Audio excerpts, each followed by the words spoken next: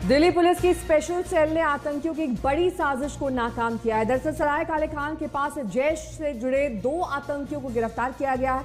ये आतंकी दिल्ली में धमाका करने और दूसरी साजिश की प्लानिंग में जुटे हुए थे। बारामूला और कुपवाड़ा के रहने वाले आतंकवादियों से पुलिस को हथियार मिले। इनसे पूछताछ की जा रही है कि दिल्ली में आखिर ये क्या करने वाले थे और इनके मददगार राजधानी में कौन है, कहां पर इनके ठिकाने हैं।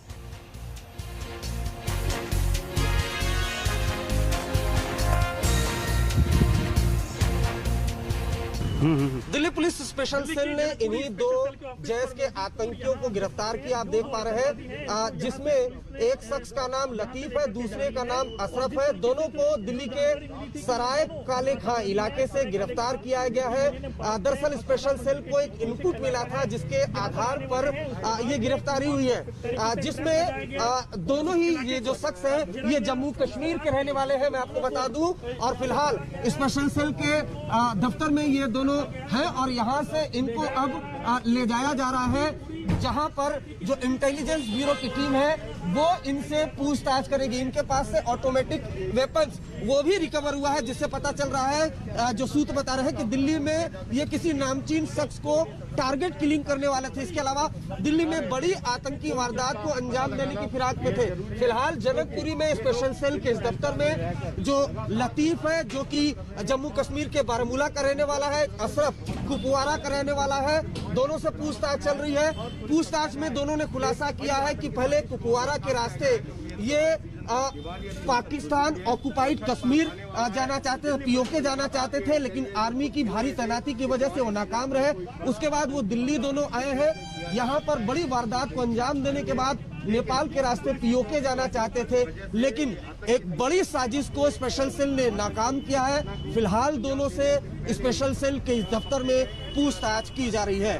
कैमरामैन रितेश के साथ अरविंद ओझा, दिल्ली आज तक। तो आपने देखा किस तरीके से कश्मीर के आतंकी दिल्ली में साजिश रच रहे हैं, तो वहीं कश्मीर में गुपकार पर घमासान छिड़ा हुआ है।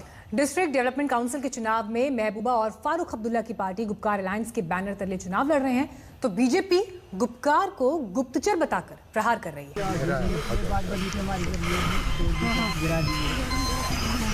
क्या बोला इन्होंने? बोला ये जो जमीन है ये भी छोड़ना है और ये भी हटा दो। कितने सालों से यहाँ रहते हैं? बचपन से यहाँ रहे हैं, बचपन से यहाँ रहे। इसको 100 साल हो गया है।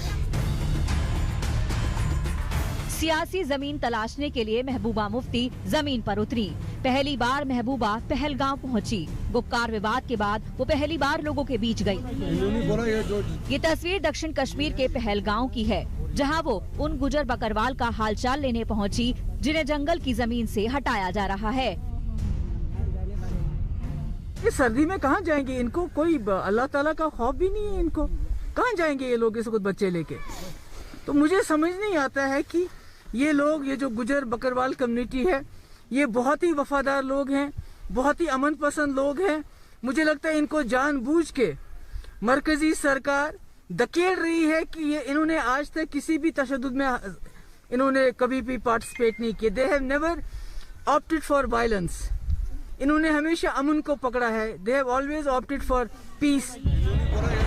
महबूबा ने गुज्जर बकरवाल के आंसू पोंछने के बहाने केंद्र सरकार पर हमला बोल दिया। उन्होंने आरोप लगाया कि सालों से रहते आए लोगों से जमीन खाली कराकर कारोबारियों को जमीन देने की साजिश हो रही है। पहले ही आपने 24,000 कनाल जमीन जो है वो इंडस्ट्रीज को दे दी है। वो जंगल है, हमारा सरमाया है, और आज आप इन लोगों को यहाँ से खदेड़ के, यहाँ से इनको निकाल के किसको ये जमीन देना चाहते हैं? किसके हवाले ये हमारी आबो हवा, हमारे खूबसूरत जंगल किसको देना चाहते हैं? क्योंकि हर चीज तो ये बड़े बड़े जो इनके सरमायादार दोस्त हैं, जिनसे इनको फंड्स मिलते हैं, उनको देना चाहते हैं सब कुछ। जम्मू कश्मीर में डिस्ट्रिक्ट डेवलपमेंट काउंसिल का चुनाव होने जा रहा है। इस चुनाव में कश्मीर की क्षेत्रीय पार्टियां गुपकार अलायंस के तहत मिलकर चुनाव लड़ रही हैं, जिनमें महबूबा की पीडीपी भी है और फारूक अब्दुल्ला की नेशनल कॉन्फ्रेंस भी। बीजेपी राष्ट्रवाद के हथियार से अकेले सभी को चुनौती दे रही है। कांग्रेस भी इससे नहीं बच पाई। बीजेपी ने कांग्रेस पर गुपचुप तरीके से गुपकार अलायंस के साथ समझौते का आरोप लगाया, तो कांग्रेस ने भी पलटवार कर दिया। मैं सोनिया जी से और राहुल जी से पूछना चाहता हूं, क्या मतलब है इस वक्तव्य का? फोर्सफुली इंप्लीमेंटिंग किसके कानून है? ये कोई चाइना के तो कानून नहीं है, ये कोई पाकिस्तान के तो कानून नहीं है। ये कानून किसका है? यह कानून हिंदुस्तान का है। इस अलायंस में एक पार्टी कह रही है कि हम चीन के साथ मिलकर के आर्टिकल 370 वापस लाएंगे, और वहीं एक और पार्टी है इस गुपकर अलायंस में जहां पर महबूबा मुफ्ती कह रही हैं कि मैं तिरंगा नहीं उठाऊंगी और तिरंगा उठाने नहीं दूंगी। देखिए, ऐसा नहीं है। हम लोग को इस बात को भूलना नहीं चाहिए कि कश्मीर के मुद्दे पर इन लोगों ने हमेशा भारत का साथ दिया है, चाहे यूएन हो या से भी। ये हमारे संविधान पर इनका विश्वास है, और ये हमेशा जब भी कोई ऐसा स्टैंड लेने की बात हुई है पाकिस्तान के खिलाफ, तो इन्होंने स्टैंड लिया है। तो ये हमेशा मेन स्ट्रीम में रहे ये लोग। जम्मू कश्मीर में 28 नवंबर से 19 दिसंबर के बीच डीडीसी के चुनाव 4 चरणों में होंगे। पंचायती राज एक्ट के तहत जम्मू कश्मीर के हर जिले में डीडीसी का गठन होना है। अशरफ वानी और शुजा उल हक के साथ ब्यूरो रिपोर्ट आज तक। पाकिस्तान परस्त आतंकी दिल्ली धमाके की साजिश एक तरफ रच रहे हैं, तो वहीं दूसरी तरफ एलओसी पर पाकिस्तान अपनी करतूतों से बाज नहीं आ रहा है। एलओसी पर आखिरी गांव में पाकिस्तानी गोलीबारी से तबाही का जो मंजर दिखा है वो डराने वाला है। तबाही के निशान है। ये देखिए, अभी इस वक्त जो है शेलिंग शुरू फिर हो गई। मलबा बिखरा है, लोग डरे सहमे हैं। पाकिस्तान का एक शेल मेरे सीधा बाथरूम से होते हुए पूरा मतलब यहाँ ब्लास्ट हो गया। ब्लास्ट नहीं हुआ वो, और लेकिन नुकसान पूरा करके अंदर इधर पर जिंदा गिर गया। छोटे छोटे बच्चे हैं, हम कहाँ लेके जाएंगे? हमें 4-5 दिन से हम घर से बेघर हैं। पाकिस्तानी गोलाबारी को 4 दिन हो गए, लेकिन एलओसी के इस आखिरी गांव में सन्नाटा पसरा है। डर है कि कहीं फिर मौत का पैगाम लेकर पाकिस्तानी गोला न आ जाए। लोगों की नींद उड़ी हुई है, घर पर गोला जिंदा है, क्या पता कब फट जाए। यह है एलओसी से सटे उरी गांव का आखिरी गांव कमलकोट। 13 तारीख को यहां अचानक पाकिस्तानी गोले गिरने लगे। इस गोलाबारी में 3 लोगों की मौत भी हो गई, 4 बुरी तरह जख्मी हो गए। आज तक ने शुक्रवार की पाकिस्तानी हिमाकत का जायजा लिया। एलओसी के इस आखिरी गांव तक गाड़ियां भी नहीं पहुंचती। आज तक की टीम काफी पैदल चलकर यहां तक पहुंची। कि ये आपको जो मेरा कैमरामैन ये पहाड़ दिखाएगा, ये लाइन ऑफ कंट्रोल है, नियंत्रण रेखा है। यहाँ पर पाकिस्तान की तरफ से जब भी कोई मोर्टार शेल दागा जाता है, सीज फायर की वायलेशन होती है, उसके बाद उसका जवाबी कार्रवाई जो है भारतीय सेना की तरफ से होती है। तो कहीं ना कहीं ये पूरा इलाका जो है देखते ही देखते खाली हो जाता है। लोग फिर सुरक्षित स्थानों की ओर दौड़ चलते हैं। देखिए, जहाँ कभी खुशियाँ बसती थी वहाँ अब मलबा बिखरा है। पाकिस्तानी गोले ने घर को तहस नहस कर डाला।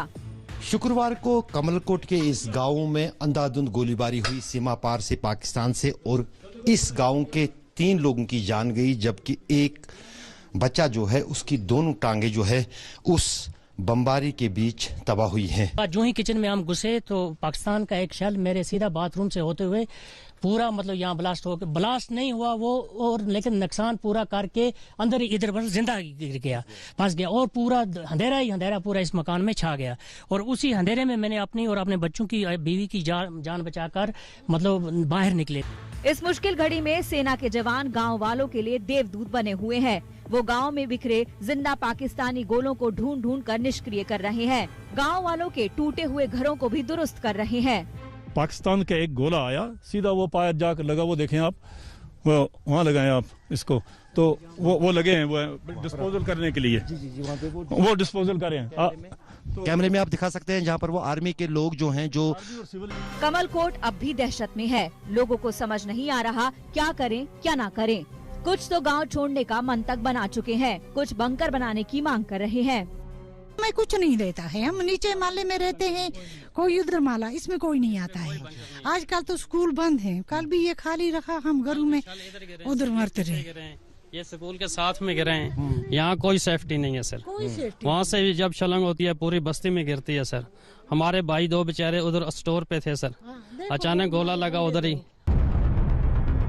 13 नवंबर को पाकिस्तानी हमले का भारत ने इस कदर जवाब दिया कि पाकिस्तान सिहर उठा। लेकिन पाकिस्तान कहाँ मानने वाला है। वो बार बार पिटता है, बार बार मार खाता है, लेकिन अपनी काराना हरकतों से बाज नहीं आता।